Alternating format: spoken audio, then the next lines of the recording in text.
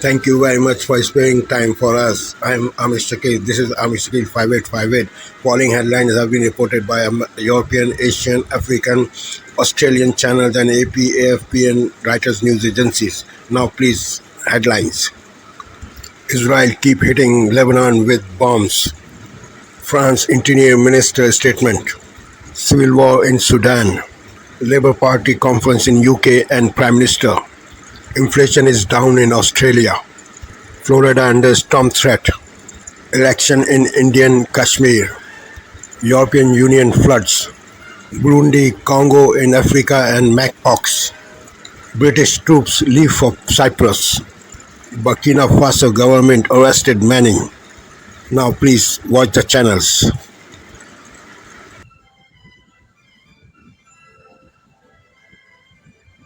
For correspondents around the world.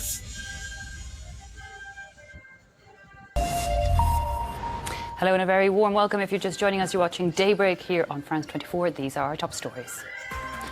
Rocket sirens activated across Israel this morning, including Tel Aviv. This as Hezbollah confirms the death of one of its top commanders, killed by Israeli strikes in Lebanon.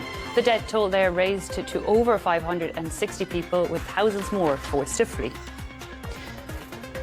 Calling on the international community to work to stop the insane brutality in Lebanon, Iran's president addresses the UN General Assembly, where wars in the Middle East and Ukraine top the agenda.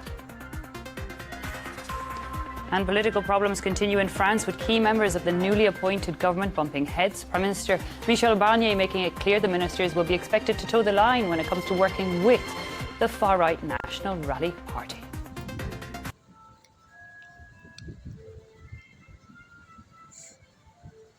Calvin Smith on France 24. Welcome back to Night Watch here on France 24. I'm James Mulholland. Our main stories.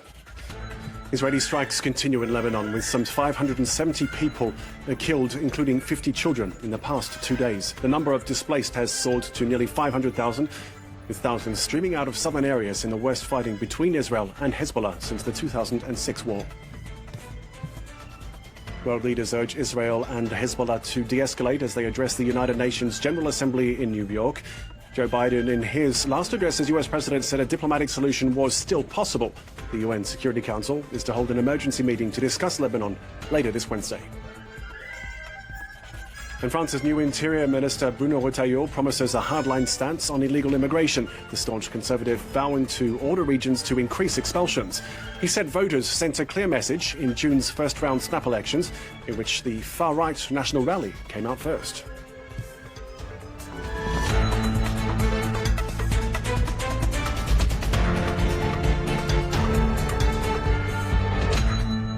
Good day or good evening to you wherever you're watching. Thanks for staying with us here on France 24. First, Israeli strikes across Lebanon continue, with some 570 people killed, including 50 children, in the past 2 days. It's the worst fighting between Israel and Hezbollah in nearly 2 decades. Since Monday, the number of displaced across Lebanon has soared to nearly 500,000, up from 110,000 before the strikes. The Israeli military says it's targeting Hezbollah weapons and infrastructure, some hidden in residential areas in the south, which has sent thousands fleeing. Take a listen to some of those displaced by the bombing. The situation is getting worse. We have around 4,000 displaced people in the school, and some public universities have also opened their doors. On top of the 4,000 already sheltering the universities, there are 4,000 who don't have a roof over their heads. So the situation is getting worse. We fled because Israel was bombing us. Some houses were destroyed, others not. What are we to do? If they raze all our homes, what are we to do? We brought barely anything with us. Just a few clothes, which we put over here, some nappies and milk for the children.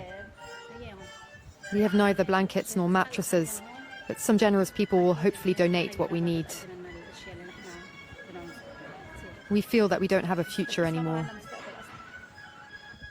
Israel's also carried out targeted strikes in Beirut, killing several people, including Ibrahim Kobaisi, a senior Hezbollah commander. Last week's deadly exploding pager and walkie-talkie attacks severely hampered Hezbollah communications, and since then, the Iran-backed group has nonetheless fired hundreds of rockets deep into Israel. Lauren Bersteger has this update. A snaking traffic jam forms at the Al Mazna border crossing as dozens of Lebanese families flee towards Syria to seek refuge from Israeli bombardments. Many came from the city of Baalbek in eastern Lebanon and say the airstrikes have been getting closer to home.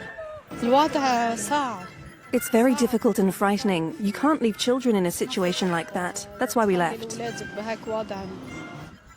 Israel widened its bombing campaign on Tuesday, striking Hezbollah targets in southern Lebanon, Beirut, and the Bekaa Valley. The escalating conflict pitting the Jewish state against the Shia paramilitary group has already left over 500 people dead and injured thousands more, many of them civilians. It's also led to the displacement of 500,000 people, according to Lebanese officials, with families flocking to Beirut and its surroundings and being forced to sleep in parks and makeshift shelters.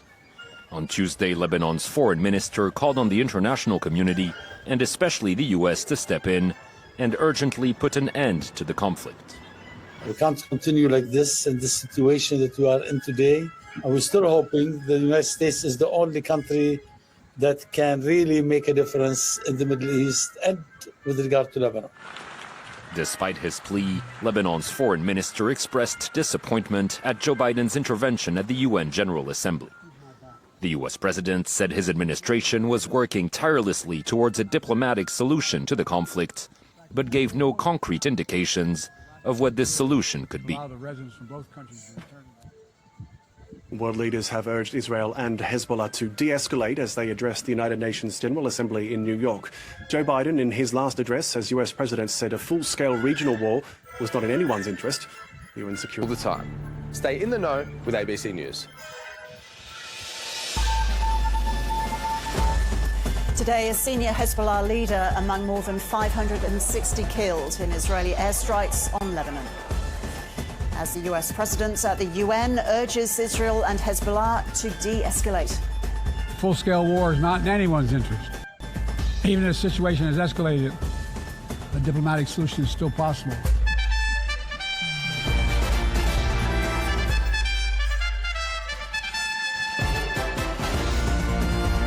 Also ahead, the Prime Minister refuses to rule out changes to negative gearing. Medicare rebates found to only be covering half of specialist fees, forcing Australians to increasingly reach into their own pocket for healthcare. Energy rebates drive the annual headline inflation rate down to 2.7% in the year to August.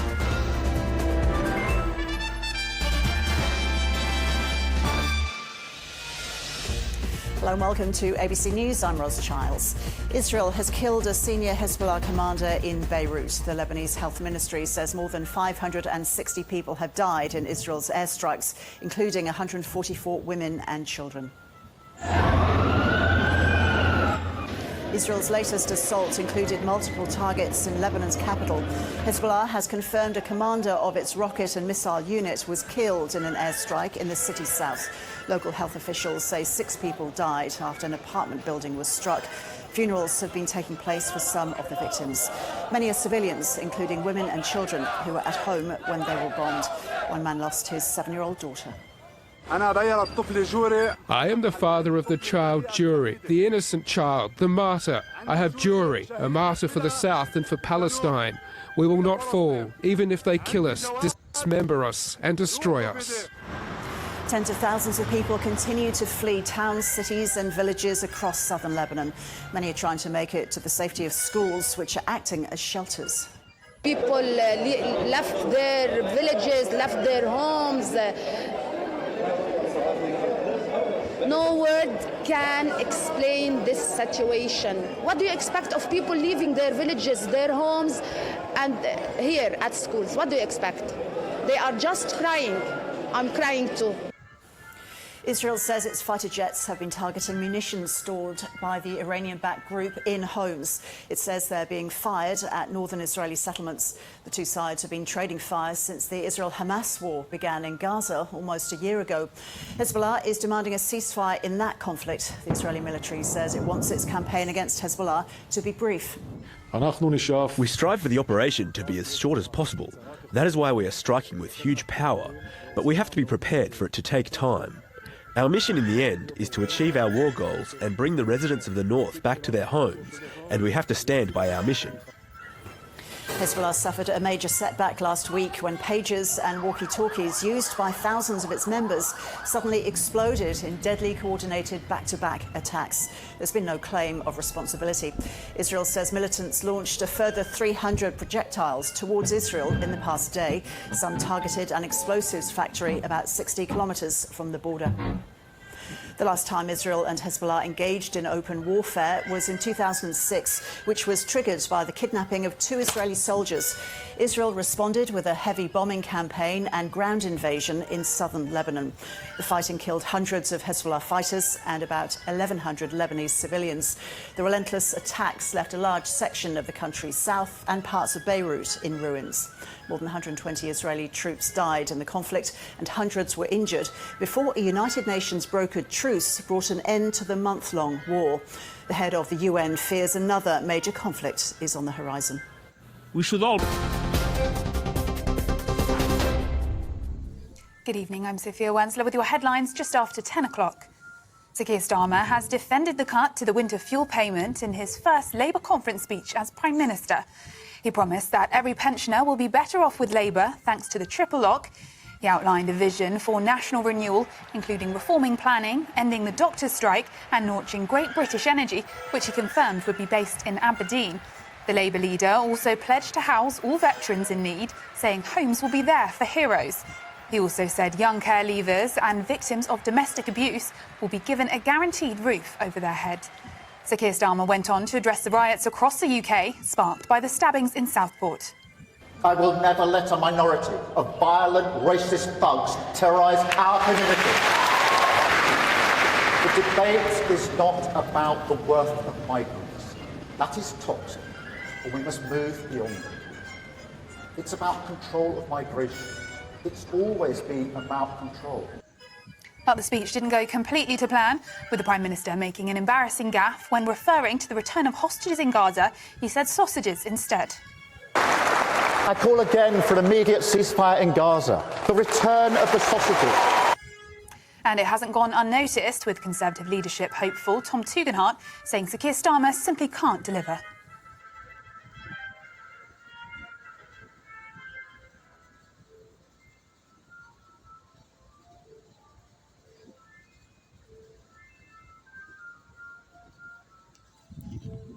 Meanwhile, the Justice Secretary, Shabana Mahmood, has set out plans to slash the number of women going to jail and ultimately close women's prisons as the country battles an overcrowding crisis. And it is clear now that if we change how we treat women in prison, we cut crime, we keep families together, and we end the harm that passes from one generation to the next. And for that reason, I am today announcing that this government will launch a new body, the Women's Justice Board. And in other news, the Defence Secretary, John Healey, has chaired an emergency COBRA meeting to discuss the escalating crisis in the Middle East, while the Prime Minister has called for restraint and de-escalation. It comes as the Israeli military says it has killed Hezbollah commander Ibrahim Mohammed Qubaisi in another day of Lebanon strikes targeting the terrorist militant group. At least 560 people, including women and children, have been killed so far in Lebanon's deadliest 24 hours. 6 years north of Tessalitz near the Algerian border. He explains how he was punished one day. Your name and number to GB08 PO Box 8690. Escalating crisis in the Middle East, while the Prime Minister has called for restraint and de-escalation. It comes as Israel says it is not.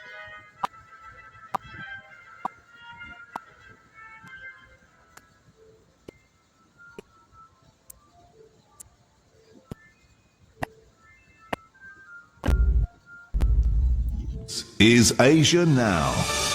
It's 11 a.m. in Singapore and Hong Kong, 8:30 New Delhi, and 10 o'clock in Jakarta. Good morning. I'm Rani Samtani. At this hour, voting for Phase 2 of high-stakes elections in Indian-administered Jammu and Kashmir are underway. Security has been tightened across 6 districts to ensure polling proceeds smoothly. Conflicts in the Middle East overshadow the UN General Assembly. Antonio Guterres says violence puts the region at risk as Hezbollah and Israel refuse to dial down tensions. The two sides step up retaliatory attacks and trade heavy fire. Hezbollah confirms another one of its top commanders has been killed, while the death toll from strikes across Lebanon rises to nearly 570.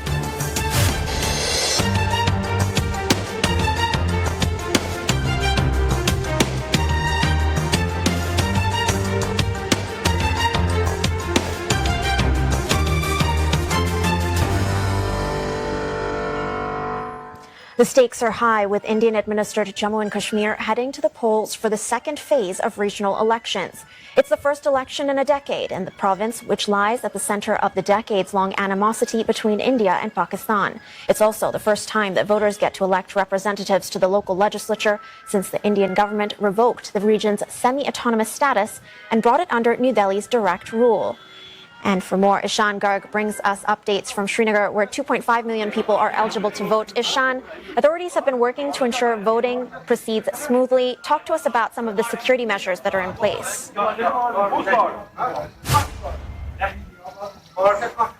Well, you will see a lot of security presence. I'm in Srinagar. This is an urban area, and still you're going to see a lot of state police personnel from the federal government's police forces, and we're also seeing some army deployments in other parts of Kashmir. Now, you will see this security presence here because things can get very complicated in this part of Kashmir very quickly, because for years, this is a region that's faced armed insurgency against New Delhi's rule, and despite the fears of militants and separatists they've been watered down in the past few years, but still there is always concerns about things going wrong, and that's why you will see a lot of police presence here, a lot of army presence here. We've also been seeing armored trucks parked outside polling stations at several locations. We're also seeing security personnel making rounds on the roads, making sure that things are in control. Now, of the 6 districts that are going to polls, 3 are in particular focus because they are some of the areas that have seen intense fighting between the Indian Army and militant groups in the past,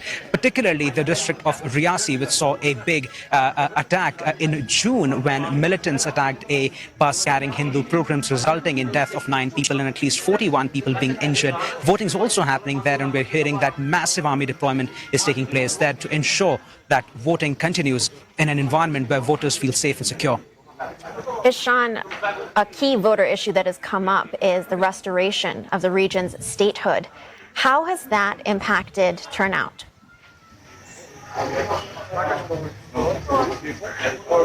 Well, it's become one of the biggest issues, if not the biggest issue, because it's both an economic issue for the voters and also a kind of an emotional one, because we've been speaking to people here and they say that restoring Kashmir's statehood, making this region a state once again, is their absolute top priority. It doesn't matter which political party they're supporting. It doesn't matter which candidates they're supporting. Making Kashmir a state once again seems to be the common thread binding a lot of voters here in Kashmir, and that's what they would want to see at the end of this election. Now, political parties have promised to make it happen. Prime Minister Narendra Modi himself has said that Kashmir will become a state again, and he said that BJP is the only party that can make it happen since they have the power at the federal level. But for the people here, they say that stripping Kashmir of its statehood has become an emotional factor because they see it as the federal government taking away a part of their cultural and their political identity. But apart from that, they say that if the state becomes, if this region becomes a state once again, it will have better control over its own funding and control over its policies, which hopefully they will be able to utilize to relieve some of the economic pressures here, such as joblessness, skyrocketing inflation. So it's certainly become a huge factor here, and analysts say that that's going to become a factor in...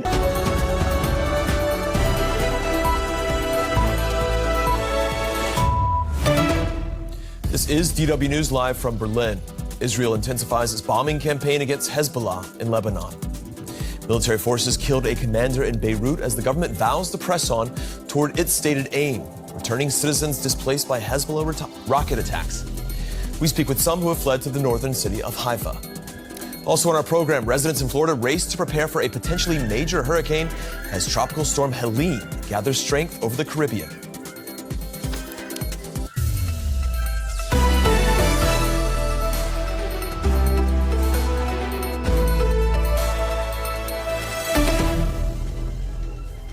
I'm Stephen Beardsley in Berlin. Welcome to our program.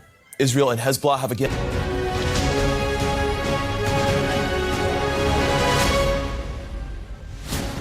Hello, this is Sky News. It's just gone 4 a.m. here in the UK. These are your latest headlines. Plans swing into action to evacuate Britons from Lebanon if needed, including the deployment of 700 troops to Cyprus. Israel warns its attacks on Hezbollah will continue as it kills a senior militant commander in an airstrike. Hezbollah too maintains its attacks, firing more rockets and drones into northern Israel from across the border. Also ahead, Sir Keir Starmer attempts to strike an upbeat tone at the Labour Party conference, pledging to rebuild Britain. And Sky News investigates the brand new luxury British cars entering Russia despite sanctions. Hello and a very good morning to you. Thanks for joining us here on Sky News. The UK is sending around 700 troops to Cyprus in case an emergency evacuation of Lebanon is required as fighting between Hezbollah and Israel escalates. Israel has hit Euro News. The news. The UN Foreign Policy Chief warns that the Middle East is on the brink of a full-blown war. The flooding of the Danube River did not impact the operation of Hungary's only nuclear power plant.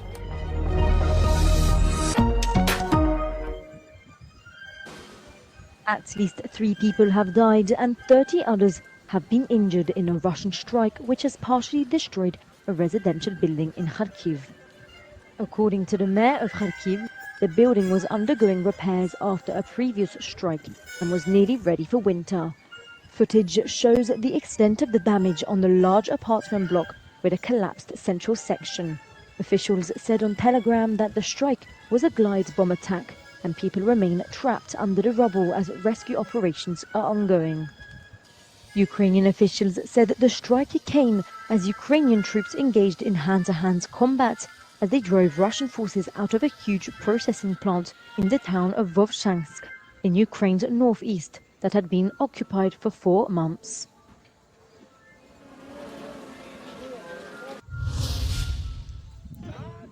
Swedish authorities accuse Iran of spreading text messages that led to violent protests after the burning of the Quran in 2023 by a handful of anti-Islam activists. Officials in Stockholm claimed that Iran's paramilitary Revolutionary Guard carried out a data breach of a major Swedish SMS provider and have accused Iran of being responsible for around 15,000 text messages.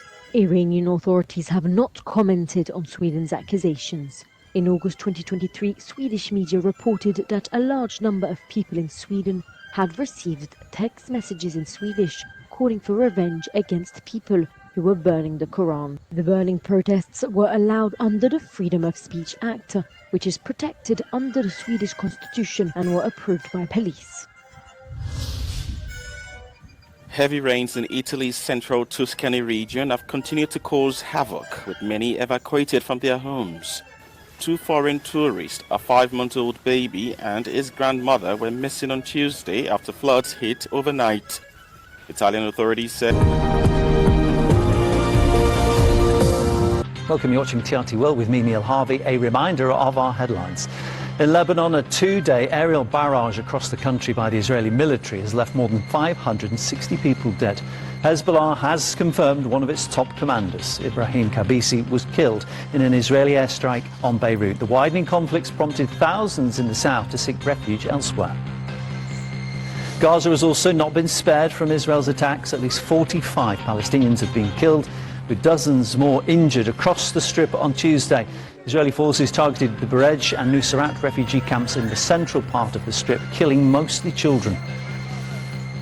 Conflict in the Middle East is the main focus at this year's United Nations General Assembly. Several world leaders have condemned Israel's actions in Gaza and Lebanon. Turkish President Recep Tayyip Erdogan criticised countries for not holding Israel to account and called for a radical reform of the UN's structure. Oh, United Nations Security Council, what are you waiting for to prevent the genocide in Gaza? To put a stop to this cruelty and this barbarism? What are you waiting for to dismantle the massacre network that endangers the lives of its own citizens along with the Palestinian people? US President Joe Biden has called on his fellow world leaders to do more to end the conflicts currently raging in Europe, Africa and the Middle East. Biden said that he believed peace was achievable. While in Ukraine, at least 3 people have been killed, 34 others injured after Russian shelling of Kharkiv. Civilian structures were targeted, including a residential building, a bread factory and stadium. While addressing the UN Security Council in New York, President Zelensky called on members to exert more pressure on Russia to end the conflict. Putin has broken so many international norms and rules that he won't stop on his own. Russia can only be forced into peace.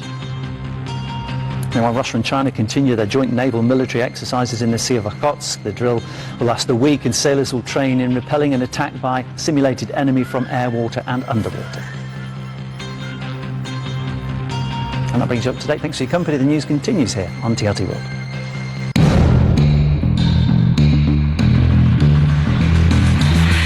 From Wall Street.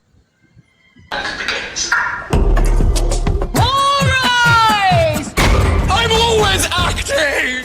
Rufus Norris has been artistic director of the National Theatre for nearly a decade, and he's given us an exclusive peek behind the scenes at its brand new props warehouse. This, his final season, will showcase new or lesser known playwrights alongside old hits. Dear England. Like Dear England, a State of the Nation drama based around England manager Gareth Southgate. OK, you all know who's taking them, that's not going to change. It's not often that you can get something deliberately that speaks to the moment in time.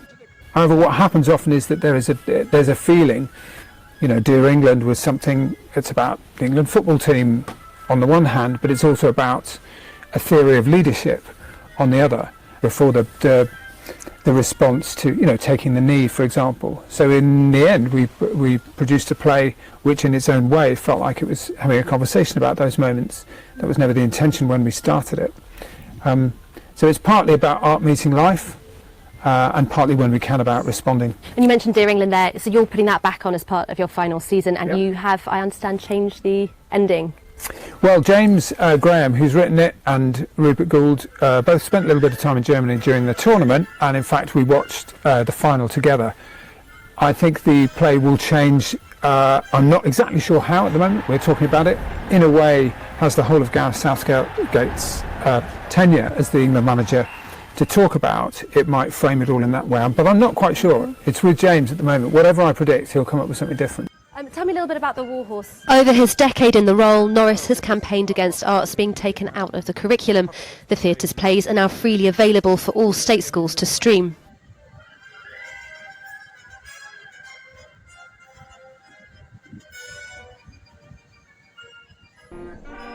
Burkina Faso's security minister said on national television late on Monday that individuals residing in Côte d'Ivoire had been involved in subversive activities against the country. Mahamadou Sana namely accused 14 people of plotting the destabilization attempt. Among them was the leader of the January 2022 coup, 2 former ministers and 2 journalists. Unidentified conspirators included Western intelligence officials. Burkinabe authorities say an elaborate 3-phased plot was devised by some nationals, civilians as well as servicemen living abroad who paid and trained armed groups to conduct attacks. The security minister revealed that several arrests were made in Niger, leading to the dismantling of a significant portion of the plot. The phases, which included attacks on the presidential palace, an airport and along the border with Côte d'Ivoire, were notably foiled. He was jailed following a popular uprising in 2019. Now, at the age of 80, Sudan's ex-leader Omar al-Bashir has been transferred from his prison north of Omdurman to Moreau Hospital, which is situated around 450 kilometres away from the capital, Khartoum. It comes after his legal team requested the transfer for medical reasons. As a result of his age, al-Bashir required treatments that were not available where he was previously detained. He was moved along with 2 of his former staff, the former Defence Minister and Sports Minister. The International Criminal Court has charged al-Bashir with genocide and war crimes for allegedly orchestrating attacks during the war in Darfur. Sudan has said it plans to hand over al-Bashir to the ICC. It comes as the country is in the midst of a devastating conflict which broke out between the Sudanese army and paramilitary rapid support forces in April last year. Here in Burundi, which is grappling with a surge in cases of Mpox, UNICEF has reported that youngsters between the ages of 5 and 19 now accounts for 33% of all recorded cases. It's a piece of information that's been taken seriously by teachers as the new school year kicks off. At this school in the west of the country, staff are doing what they can to protect pupils and themselves. I forbidden them to shake hands or kiss. When they line up in front of the flag, they have to keep their distance to avoid touching their friends. And they have to wash their hands. In the past few weeks, Burundi has seen a rise of more than 40% in cases of Mpox. According to this school official, the disease has sparked fears among the children. We've been shown photos of people who already have the disease. When you show that to children, they say, wow, it's very dangerous. The country has recorded hundreds of suspected cases since July. Across the border, the Democratic Republic of Congo is also grappling with a surge in Mpox cases.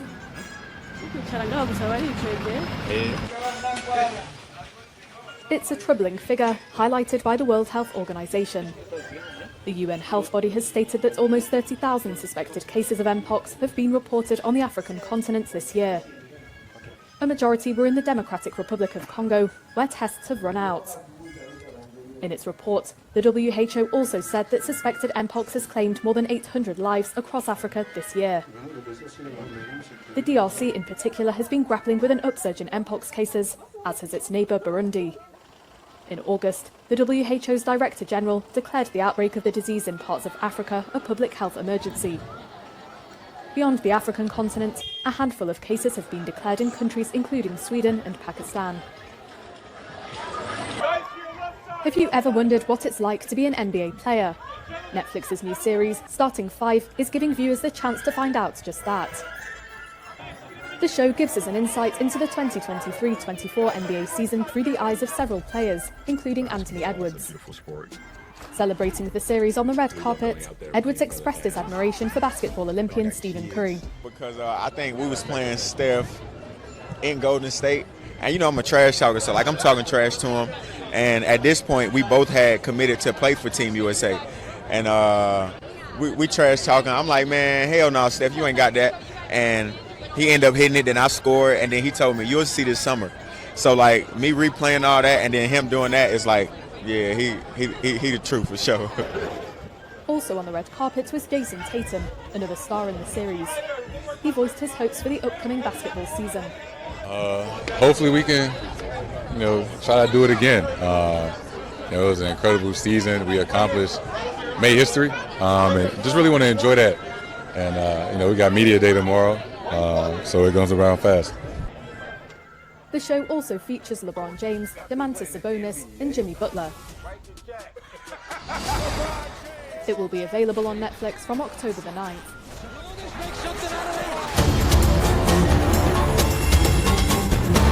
Thank you for sparing your precious time. This is Amir Shakil. Have a good life. Bye-bye.